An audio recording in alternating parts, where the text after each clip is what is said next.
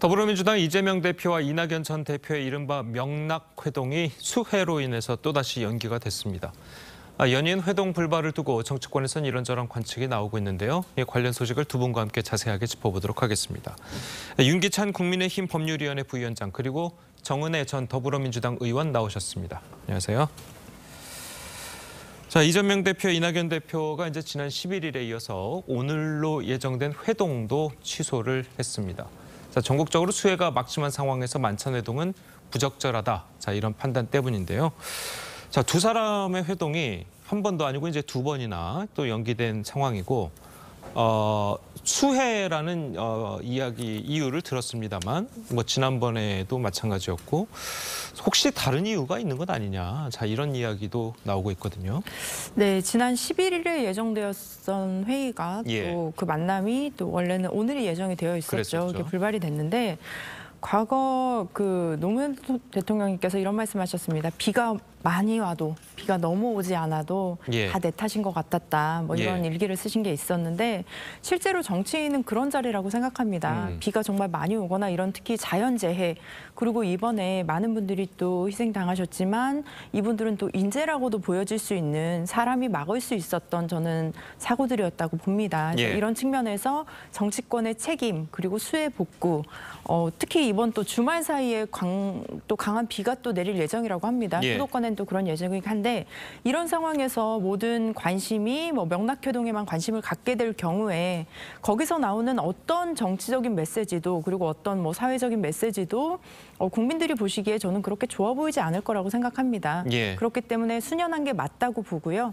그리고 이번에 특히 물론 의제라든지 논의해야 될 사항들도 아마 조율이 되거나 이런 것들도 필요하겠지만 저는 두 분이 수해 현장을 직접 방문한다든지 이런 식의 좀 메시지를 국민 여러분들께 화합의 메시지를 보여주면 어떨까라는 생각을 해봅니다. 예, 지금 정은혜 전 의원 말씀대로 일각에서 이제 두 사람이 만나서 그냥 연기할 게 아니라 같이 수해 현장 가서 좀 봉사활동을 하는 모습을 보인다거나 좀 그런 모습을 보였으면 어땠을까라는 이야기도 있고 아까 그 수해 현장 때문에 이제 그 명락회동에 대한 이야기 때문에 수해 현장이 좀 묻히지 않을까라는 걱정도 있었다고 말씀하셨는데 그 반대로 오히려 이제 수해 같은 상황에서 이 명락회동이 오히려 묻히는 건 아니냐 이런 이유 때문에 연기한 거 아니냐 또 이런 이야기도 있거든요.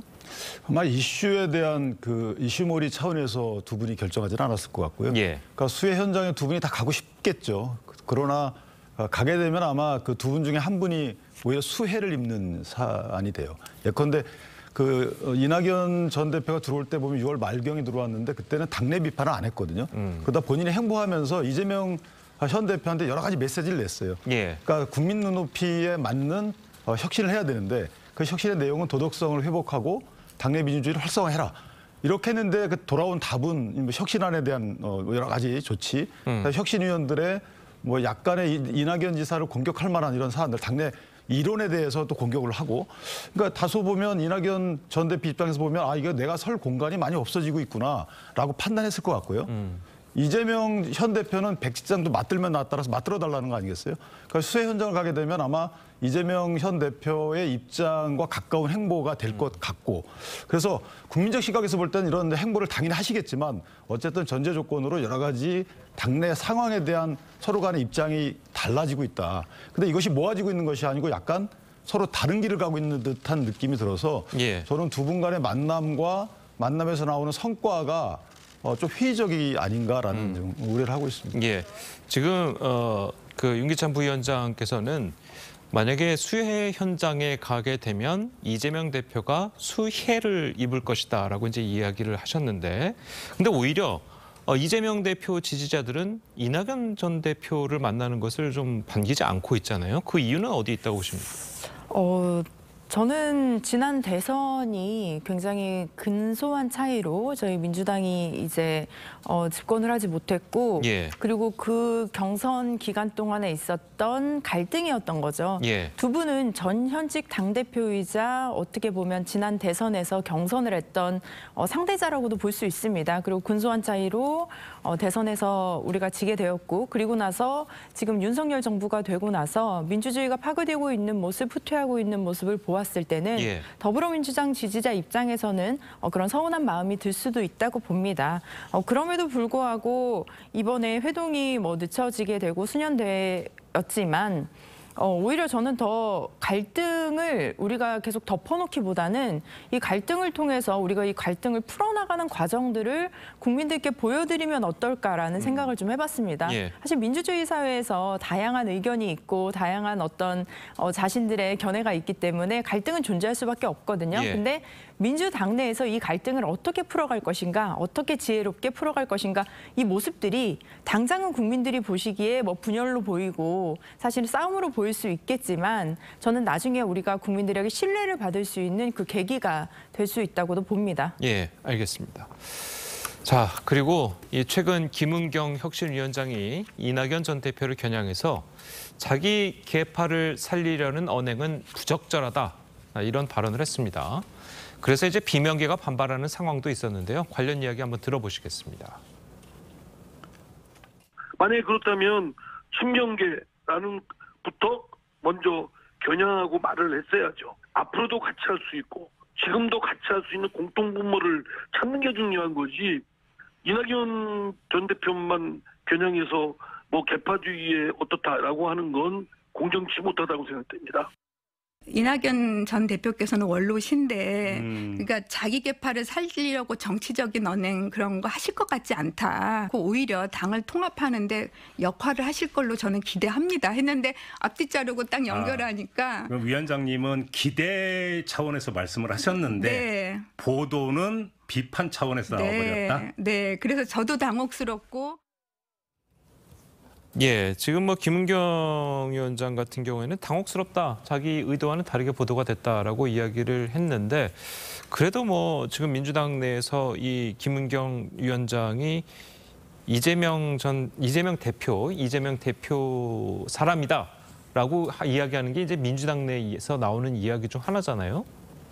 그러니까 지금 말씀을 하게 된 의도가 기대든 우려든 비판이든 간에 문헌은 맞잖아요. 그런데 일각의 시각에서 이게 이재명 현 대표의 사람인지에 대한 논란이 있었지만 언행을 또 그렇게 또 노골적으로 하신 적은 또 없어요. 그런데 지금 보니까 이낙연 전 대표에 대한 비판은 사실 적절하지 않은 이유가 뭐냐면 혁신위가 이낙연 대표가 오기 전에 띄어졌잖아요.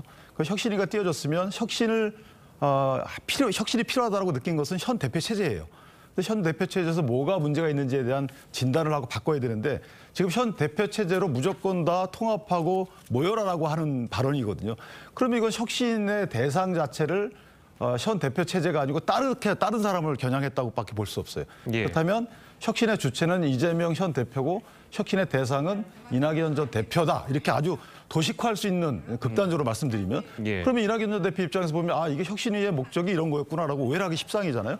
그런데 혁신위가 뜬 시기나 혁신위가 뜨게 된 경위나 배경을 보면 현 대표 체제에서 뭔가 문제가 있었던 거 아니겠어요? 불체포 특권이라든가 방탄이라든가 여러 가지 사법적 리스크라든가 이런 것들에 대해서 어떻게 이것을 국민적 눈높이에 맞춰서 수정해 나갈 것인가에 대해서 고민하고 오히려 이낙연 전 대표와 만나서 고견을 청취하고 이래야 될 시기인데 다른 생각을 갖고 있는 분들을 비판한다.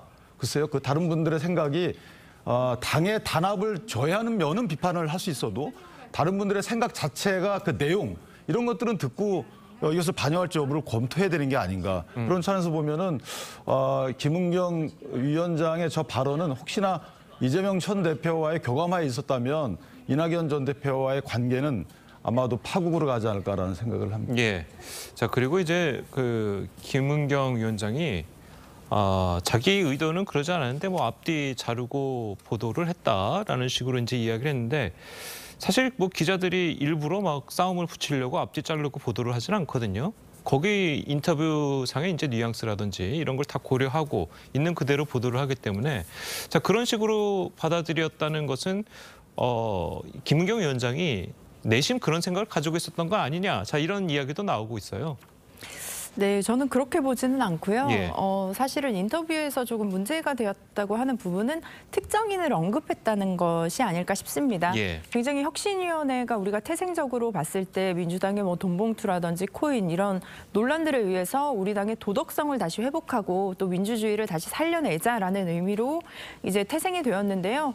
그럼에도 불구하고 혁신위원장이 어떤 개인을 타겟으로 어떤 사람을 명명했다면 그거 자체만으로도 좀 논란이 될 수 있겠죠. 하지만 해명을 하셨듯이 오히려 당을 통합하는데 역할을 하실 걸로 기대한다라는 의미라는 거를 저는 오히려 받아들였습니다. 그리고 더불어민주당이 특히 과거부터 계속 싸워왔던 게 아마도 혁신과 통합일 것 같습니다. 예. 사실 민주당이라는 게 굉장히 프로그레시브 하잖아요. 그래서 진보적인 가치를 추구하지만 그 상황에서 혁신을 해야 하고 그 다양한 의견들을 가진 그 진보적인 변화하는 상황 속에서의 우리가 하나 되고 통합하는 것.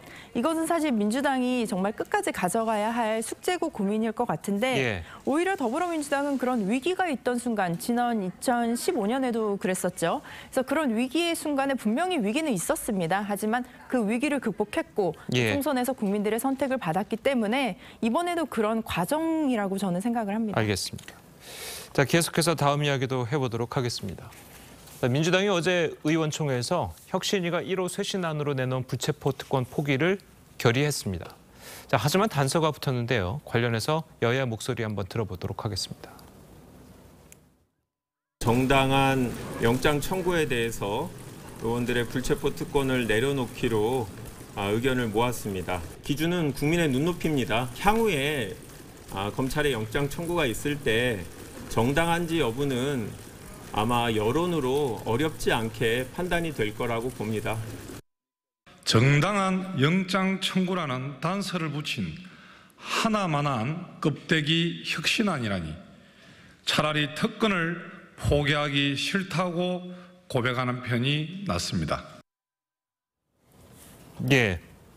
뭐 국민의힘에서도 이제 비판을 하고 있는데 이 정당한이라는 게 어떤 의미입니까? 네, 뭐 정당한이라고 해서 뭐 따로 세부적인 의미를 말씀하진 않았지만 예. 저는 그렇습니다. 특히 불체포 특권이 처음에 만들어지게 된 계기를 우리가 살펴보면 영국에서 이제 또 의원들이 또 왕으로부터 이렇게 벗어나서 독립적인 의정 활동을 하기 위함이고요. 그리고 특히 국회의원이라는 자리, 또 대통령이라는 자리도 마찬가지입니다. 선출된 권력입니다. 예. 국민에 의해서 선출된 권력이 선출되지 않은 권력에 의해서 어떤 정치적인 목적으로 인해서 탄압받는 것, 그런 것들을 이렇게 보호하기 위한 제도라고 볼 수 있는데요.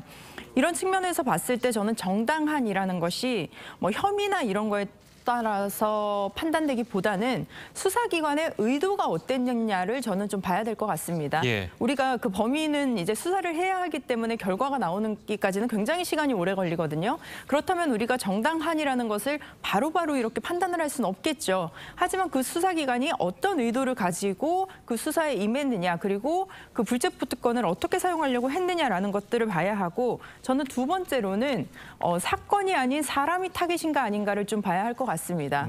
우리가 특히 뭐 대장동 사건도 뭐 나중에 또 말씀을 드리긴 하겠지만 예. 관련된 인물들이 굉장히 많거든요. 뭐 50억 클럽도 그렇고요. 근데 그 특정 사건에서 누구를 수사하고 있느냐, 그 모두를 수사하고 있느냐, 법 앞에 만민이 평등하냐, 이런 것들이 아마 기준이 되지 않을까 싶습니다. 예. 자, 이렇게 말씀하셨지만 뭐 정확하게 정의된 건 없는 것 같아요. 정당한 영장 청구에 대해서. 그래서 이거 상당히 주관적으로 이제 해석할 수밖에 없는데, 그래서 민주당이 그때그때 이 정당한 영장 청구라는 것을 그때그때 해석하는 것 아니냐, 자, 이런 비판이 나오거든요. 그 이전에 그 이성만 의원 등에 대한 영장 청구, 뭐 체포동의안 가결 여부 심사 때 그분들이 나서 호소할 때 이건 부당한 검찰의 뭐 정치보복이다 이런 식의 얘기했잖아요. 예. 그러니까 부당한의 반대말이 정당한이기 때문에 저는 사실 똑같은 말이에요. 그런데 개인적으로 다 불체포 특권을 포기할 필요는 없다고 생각합니다만은 일단 혁신안으로 본인들이 포기한다고 약속을 했고요. 그걸 의원총회에 붙였는데 의원총회에서 논의된 내용이나 결의된 내용이 예컨대 이거 본인들이 서약서를 쓰거나, 그럼 개인적인 서약 약속이잖아요. 예. 그다음에 당론으로 이걸 가결을 하겠다라고 당이 약속하는 거, 이 두 가지가 만약에 있었다면 정당한에 대한 평가도 달라질 수 있었다고 봅니다. 뭐 그럴 수 있죠. 그런데 두 가지 자체가 없었어요. 당론으로 가결을 하겠다라는 말도 없었고 서약서 작성도 없었으면 개인들이 본인들이 약속도 안 한 거고 국민에 대해서 그다음에 당도 약속도 안 한 겁니다. 그러면서 정당한 영장 청구의 경우에는 어떻게 하겠다 안 하겠다는 거죠. 이것은 지금도 똑같습니다. 지금도 체포 동의안이 오면 정당한 영장 청구라고 판단하면 그러면 지금 가결하지 않겠어요? 그럼 부당한 영장 청구라고 했기 때문에 뭐 부결시킨 거고 본인들 얘기는 그러잖아요. 그럼 정당한 영장 청구인데 이거를 부결시키겠습니까? 그러니까 지금하고 똑같이 달라진 게 하나도 없다는 거거든요. 지금에 대한 설명, 그러니까 아무것도 안 했다는 거고요. 저는 예. 개인적으로 혁신안의 무력화, 그러니까 보기 좋게 포장해서 무력화한 것이라고 보고 개인적으로다가는 불체포 특권에 대한 그 범국회적 논의를 통해서 이게 기명으로 의결을 해야 돼요. 그렇다 그러면 이런 여러 가지 논의에 대해서 뒤에 숨는 이런 일이 없을 것 같고 그다음에 불체포 특권 자체가 문제가 아니고 불체포 특권보다는 임시회를 소집해서 방탄용으로 쓴다는 겁니다. 예. 여기에 대한 실질적인 논의를 통해서 이것을 제도화하든가 대국민께 개인 약속, 정당 약속을 하든가 두 가지를 하면 될 것 같습니다. 예, 알겠습니다.